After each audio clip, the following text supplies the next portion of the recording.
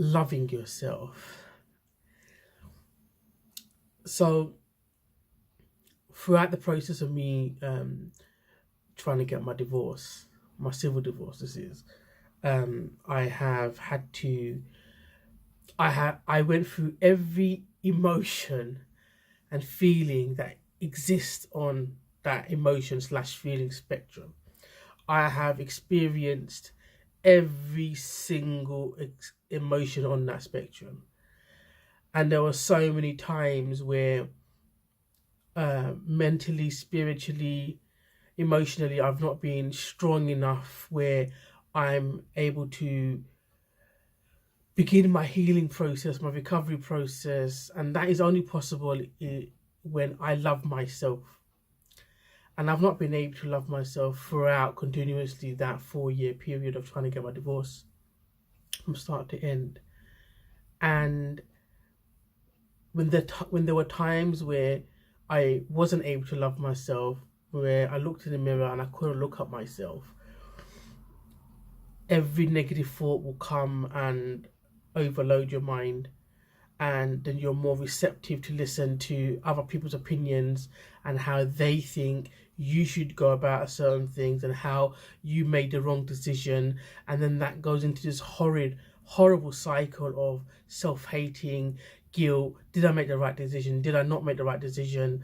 Could I have done something better? Was it my fault? You start asking all these questions, and every doubt on the face of the earth just enters like an avalanche, comes right into your head.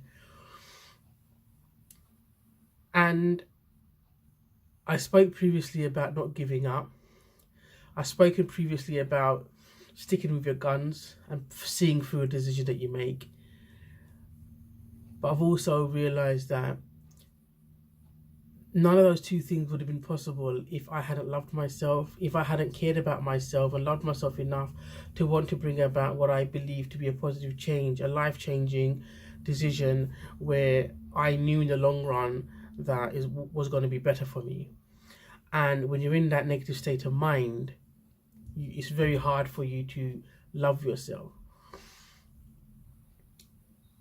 I found what's helped me loving myself is to have not just physical reminders like post-its and doing the usual sort of positive affirmation, but loving myself included looking after my body, because I stopped looking after my body and my health deteriorated rapidly.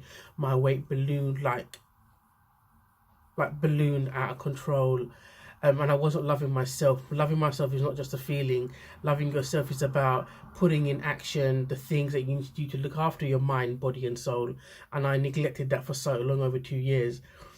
And this message in my vlog today is really about, when you love yourself, don't just say it and believe it in your heart, but action it through with the words and your tongue, and then the actioning of it through your limbs by looking after yourself and nurturing yourself and nourishing your soul with what it needs, and surrounding yourself the people that you need to be so that they can help to bring the best out of you and the best version of yourself.